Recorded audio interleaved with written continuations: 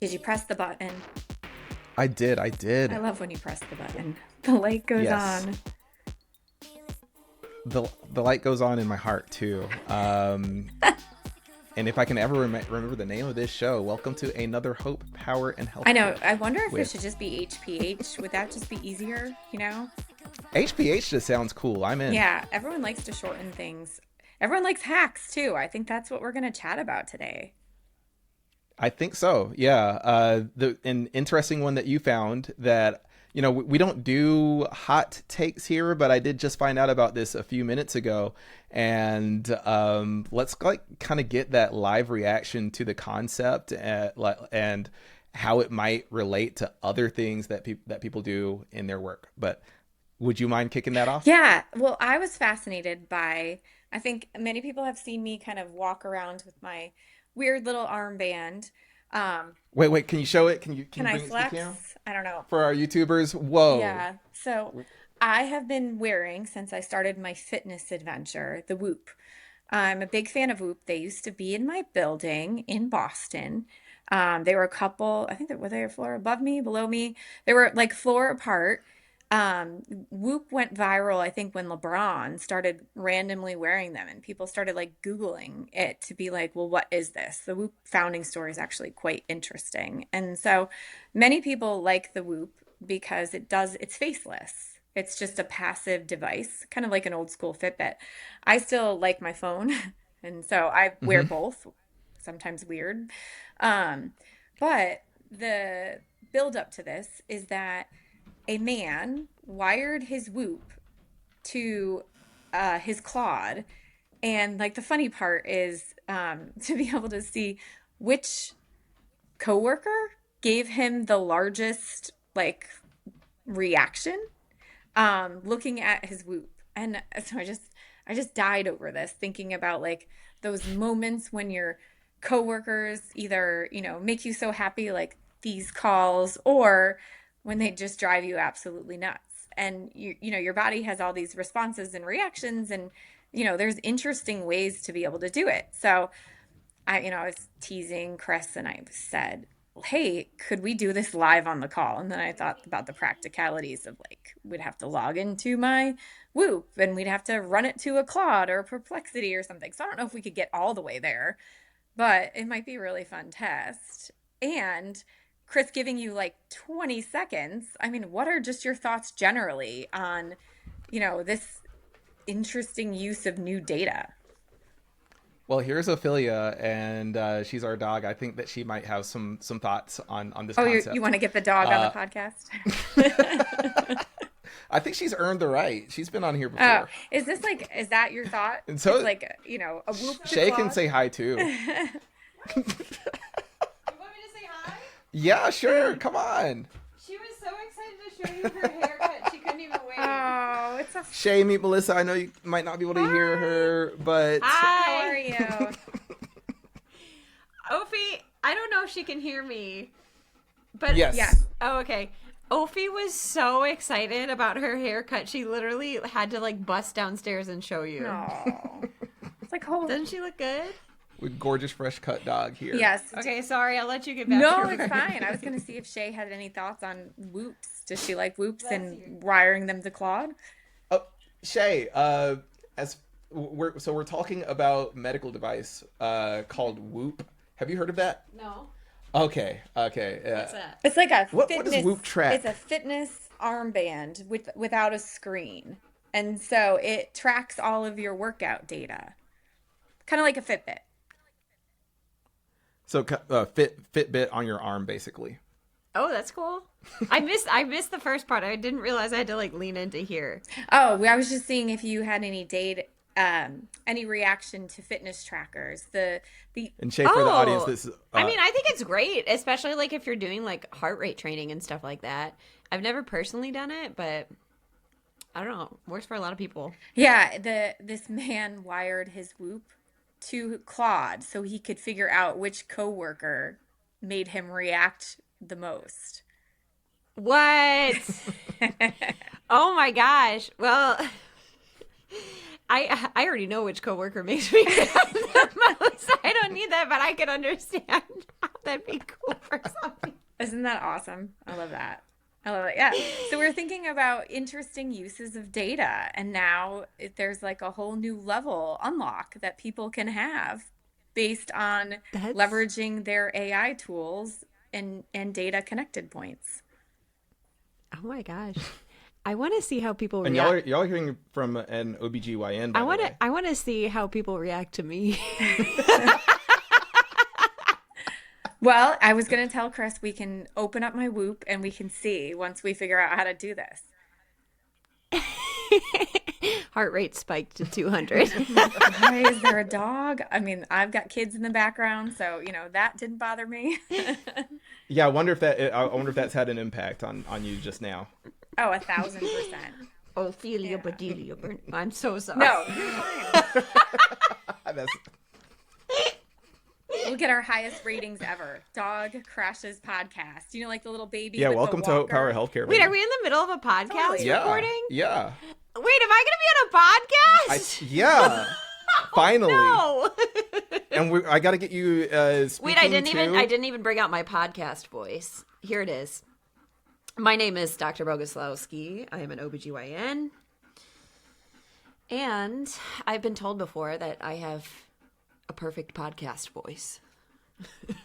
Yes. Done. Third host. You can come third back host. in. Yeah, come on in. Wait, I have such FOMO right now. I just want to hang out and podcast. Do you have another headset? We can pull Shay in. It's fine. We wanted a clinical voice here. Yeah, we actually have a spot for you because we've started doing a series where we'll have a founder who's trying to build something in the health tech space come and talk about their software scenarios, and there are plenty of founders out there that are doing things in women's tech that I think that you'd have some great feedback and reactions to. Of course. People got to hear from you. Oh my gosh. Well, I actually do have to go study because technically I have to pass boards to be like A real doctor. a reputable physician. But it was very nice to meet you. Yeah, myself and our entire HPH audience, but yes. Wait, there's like other people on this right now? Not right now, but there's gonna be. We got Alyssa, our producer. She's like eating this up. She's like, yeah, we're gonna get some clips out of TikTok. We coming. Oh my god. That's crazy. Oh my gosh. Okay, well, y'all get back to work. I'll stop interrupting you. Nice to meet you. Alyssa should absolutely splice this with, that viral video Love you too. of the walker. Like the baby that comes by, the man's trying to do this corporate Zoom call, and then the baby toddles in on the walker. Like, we should absolutely splice these against each other. Like, did we just pull this off? 1,000,000,000%. 1,000,000,000%. Like her on the show for the for health tech response. Yeah. Come out. Yeah, I just actually loved it that a clinician is not tracking their wearable data. I mean, I know that I'm innovative, right? And I probably don't look at it as much as I should, but I always end up being a little bit ahead of the curve. And so I'd actually be curious who in our audience is on a wearable at all. I mean, I know most people have an Apple Watch, but. So, yeah, like we met doing lots of running stuff. So we definitely have done the watches, heart rate trackers, and stuff like that during runs. And I like with the Apple Watch, like I was tracking it all day. But I think I kind of got like I get the vibe. I'm like I kind of know where the ranges are. So it was then became data that it wasn't informing me. So my hands are bare, but there's actually an Apple Watch Charging over there somewhere. Y'all are also super cute together. I love that. You just lit up when she walked in the room. So, yay. Thank you. Now you see why I'm in a good mood all the time. Yeah. But let's get back to the to her reaction on the Whoop / coworker tracking. That was actually it was pretty similar. It was like I know who I knew who my stressors are, but the fun thing is that people can like track that and it just like having the wearable, having that source of information there, whether it be through a LLM or through however you start looking at and analyzing the data. Like a lot of wearable data, a lot of information, people have wanted some kind of reaction to it, some kind of understanding, but in the overall healthcare system, there's not really mechanisms designed to interface with this type and level and granularity of data. Like there wasn't like prior to a whole bunch of training on understanding a whole data feed, data feeds that fully didn't exist anymore, like something outside of a spot check of these readings, except for people that had to be under these monitoring situations. So I love So continuous monitoring technologies. I find them to be super interesting. So if you look, you look at something, and maybe it'd be helpful, Chris, you being the data expert, to like help the audience by defining like a biomarker, because I think we'll just probably use that really standardly as we continue to have these dialogues. And I don't know that everybody has a, conversant understanding of these biomarkers, but um the I'll lean on you a lot, as the data expert. To me, it's just so interesting. Now you can have this whole other set of information about yourself physiologically that you can use as like a clue to your overall health and well-being. And so I just remember one of my very first collaborations was with this company called Lose It, right? And so the whole goal of Lose It is you'd step on a scale, which would be wirelessly connected, and you would track all your food. And they were looking to say, how does being conscious of the food that you put into your body, how does that affect overall weight loss? And it was an early precursor or part of like a diabetes prevention program. That was probably one of my first introductions into the world of wearables, and to now see it used so easily. I mean, it was not easy to get to be part of that original Lose It pilot. You'd have to like sign up, they'd have to ship you the scale, you'd have to download the app and all the things, and then this person was just sitting at home and was like, hey, I'm just gonna download all my data and throw it into Claude, and I'm gonna learn things from it. We've moved so far and yet probably not far enough. Like, first of all, Chris, like educate us on, this whole classification of studying your own data if you can, and then maybe some of your thoughts and hot takes on this space. it's just 100% gorgeous that people have access to like these continuous feeds, and I don't know the file format or the or what biomarkers, and like you asked for a little definition. Like biomarkers are like you can just think of it as health indicators that people are tracking through data.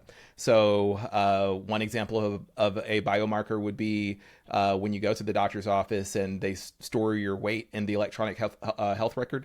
That weight and timestamp is how much did this person weigh at this time. Things like if there's blood work done and they're tracking various aspects around your blood or blood pressure or other avenues. It's just things that are being tracked over time, typically in health, like time stamped in a health record. So But it's not you easy to access that, right, Chris? Because I can't always get my EHR. It's becoming more easily, but I can't always go look at my EHR and see that, correct? that's yeah, you're like you're beholden to what this institution, like how they gate your data, how they gate your access. And if you do get access, it's a big confusing problem on what to do with it.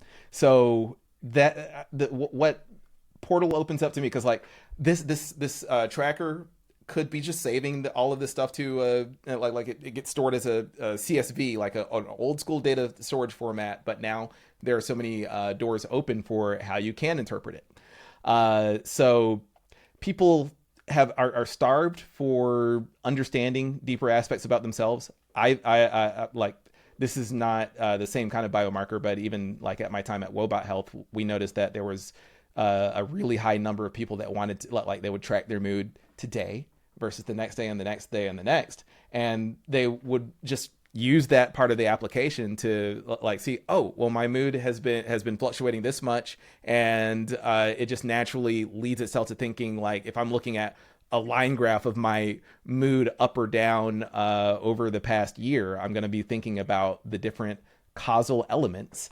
that may have caused those shifts. So the really interesting thing that is open here, because again, I just look at it as like a new and interesting data set and different ways people can interact with it. People can interact with data and get very wrong answers, or they can get things that are illuminating. And I think that there's like, if we're looking at a health feed, there's a little bit of guidance where you could direct an LLM or direct a coding companion into identifying like, hey, rather than just looking at this data yourself, build an application, build an interpreter for me that tracks this over time, puts it to a line graph, etc. So you can get outside of just purely relying on the way the way LLM purely relates that data, and get to something that actually interprets the data like mathematically on its own.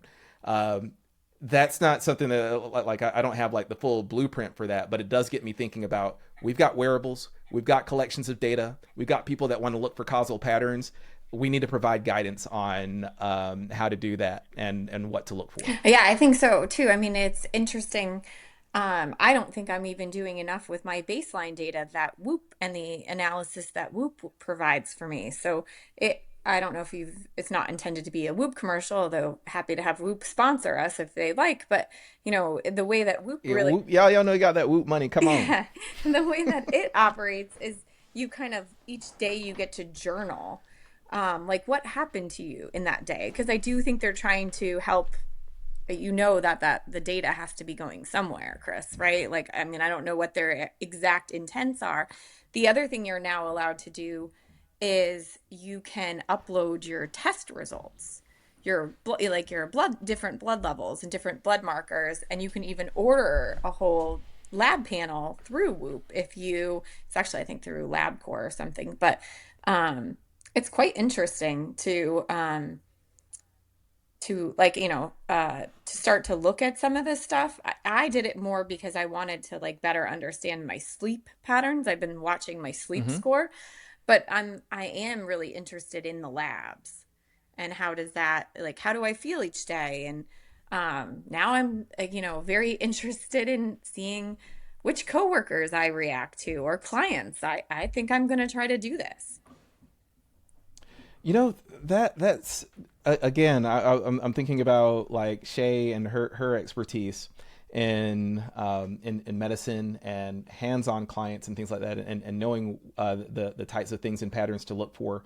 And it just makes me think that like, I want to, for the people that don't want to upload information directly into like a third party LLM or what have you, rather than doing that, there are ways that you could instead develop develop a program that's designed to interpret, and what the what its bounds are, what its weights are, and things like that.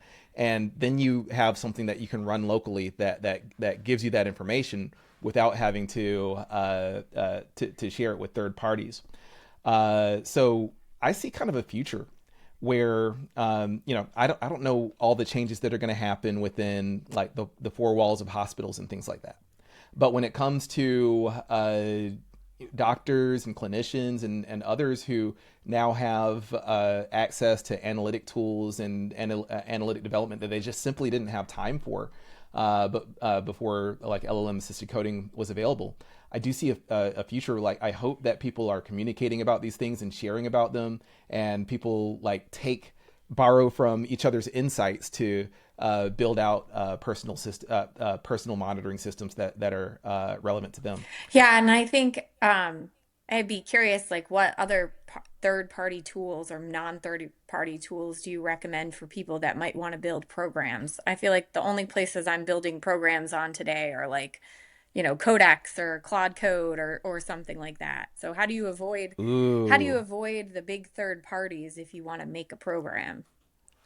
So basically, to keep it like super high level, I was talking about the big third parties, but there is a shift happening, my friend, where a lot of people in the development space are less and less reliant on the models that OpenAI and Claude and Google produce. Those being kind of like the top three that come to most people's minds.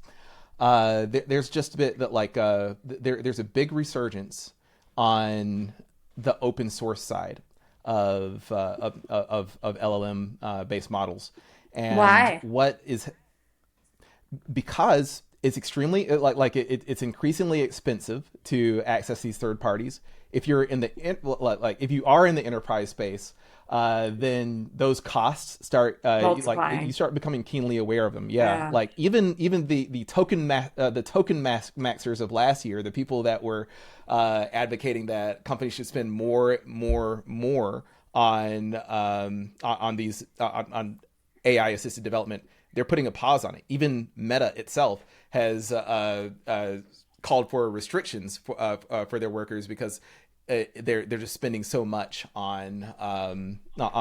spending so much on these third party tokens. So A, there's a cost every time you run their models, and B, like if you're like either your enterprise or you want to keep your data private, and that's you just don't have that guarantee. Like no matter what a license agreement says, you don't know what the future of your data is if you're sending it out.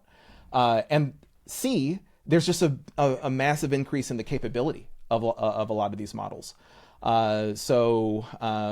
Big tech giants that I like my personal tech heroes, people like Jeremy Howard, who is the co-created with along with her name's Math Rachel. I forget her last name, but they created this system called Fast.ai, which was like one of the things that helped me get my training in the early days.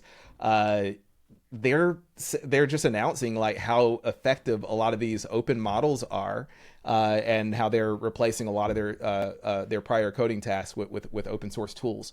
So the cost of accessing open source models is going down. Their effectiveness is going up.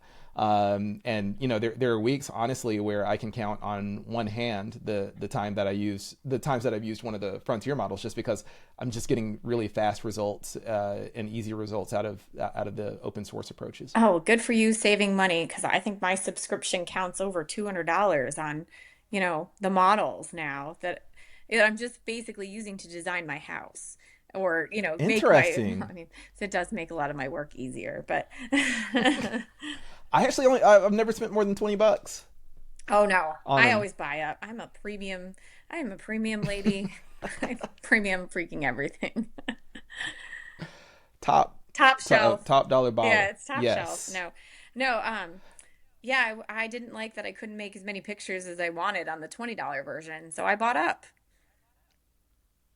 I'm just myself. I'm just seeing that with open models, the types of like if I just need help with like a query or designing some function or something like that, then it just doesn't take all the rigmarole and cost that it did last year. It's so these frontier models, their prices are increasing, but the capabilities of the free models are increasing at the same time, and it really makes me wonder about like the frontier model ability to maintain market dominance over competitors that are free.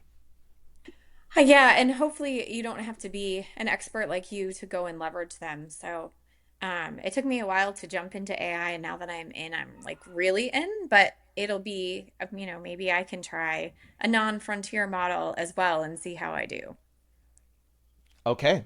Well, there's some considerations to make. Like there's a lot of different organizations that host them, make them easier to access, or even like since mostly I'm using coding use cases, and like you can even access open source models in things like GitHub Copilot, etc. So like those things are available, but just with my usage patterns, I don't have a whole lot to offer to explain outside of coding use cases. But I saw this video from this like older, like, his name's Rick Beto, and he's like an old school like guitar person that, like, has nothing to do with these foundation models and stuff like that. Like nothing to do with AI. Like we're talking like this guy's probably in his 70s, and his expertise is jamming sick licks, sweet licks for music. But he has a whole 15-minute video about how much he loves his open source model that he's running locally. Like that was so unexpected for me to see someone who's not like a tech nerd just being excited about like being able to do stuff on their own, and where that goes with You need him. to post that up so others can access it too. Yeah. I'll link that. I'll link that. We should put it in the show notes. Yeah. I love that. Well, could we I think we're going to come back to this topic as we play around with, different ways to leverage AI to make your life easier or to determine who makes your life harder. Could I turn our We'll attention? call it "Open Your Mind." Our explorations of open source models. Yes, I will open my mind to non-third party AI. I just got comfortable with the third parties, but that's okay. You're always pushing the boundaries. Um, could we turn our attention to the pop culture for a moment, or do you have any closing thoughts before we pop away? I'm gonna say my closing thought is that it doesn't always take a big old jumbotron model to get the thing done that you need done.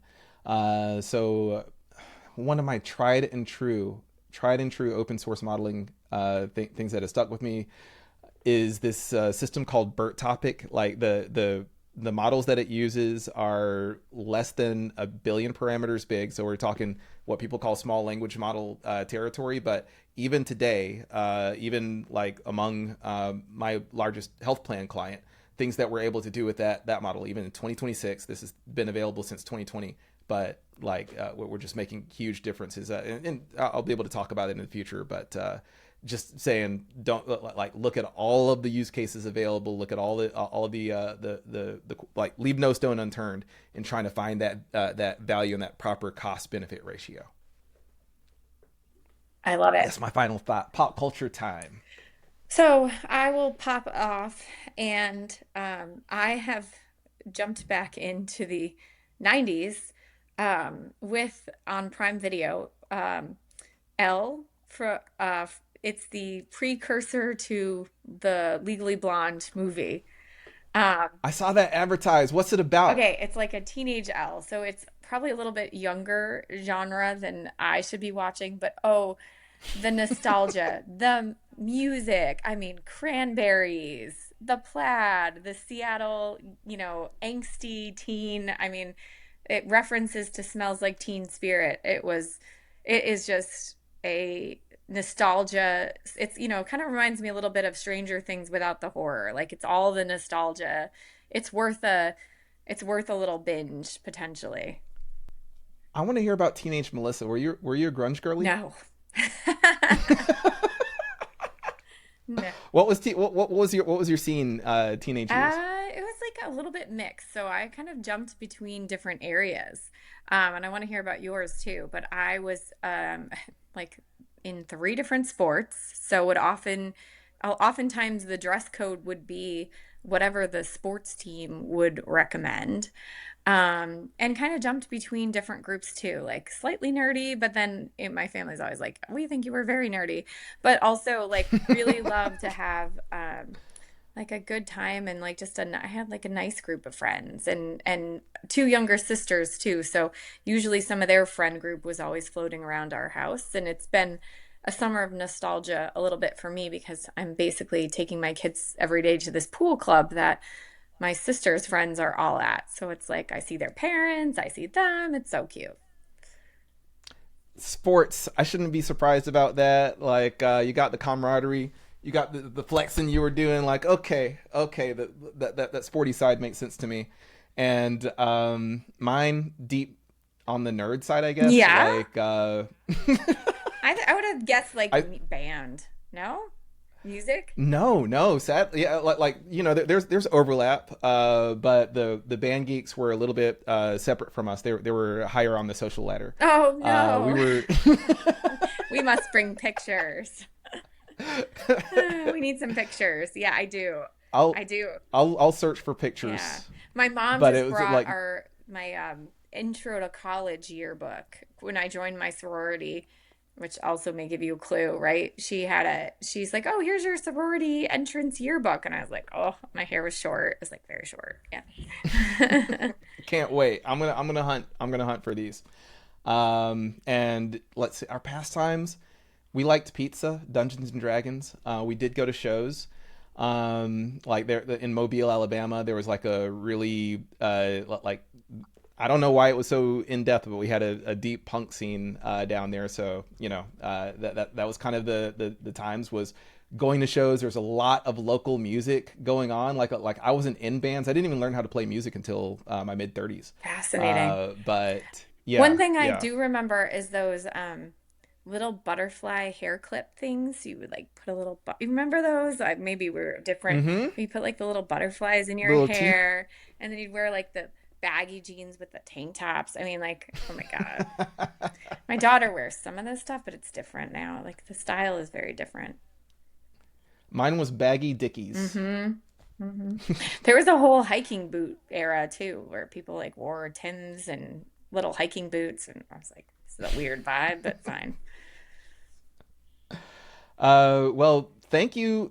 Well, actually, I didn't share a pop culture vibe, Yeah. but since you said '90s, Well, I was my there's yeah, two. this was definitely like a this was a return to Legally Blonde. Very, very cute. Very pink. Very pink. I can't wait. I love that movie, and I can't wait to get into the show. Hopefully, can convince Shay on that. The other thing, like we watched together a couple of movies from the '90s in the past couple of weeks. Romy and Michelle's high school Oh, reunion. yes, loved.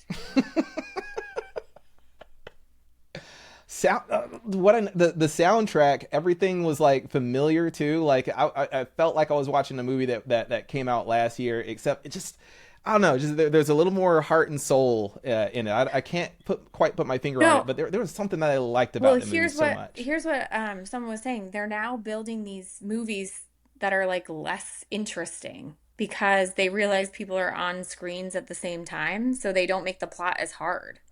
Like it's all they've like Hmm. dumbed things down because they expect people around their technology so much. I'll find that post too. It'll be an interesting topic. Like, are we living in the dumbing down of America? Maybe.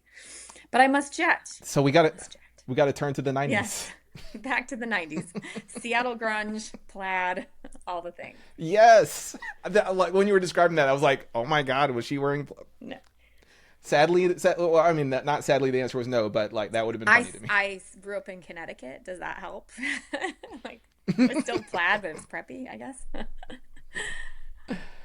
Well, I know you've got to run and all that, but gosh, what a fun time to connect again So fun. So fun. Be well, fans. and say hi to Dr. Boguslavsky fans.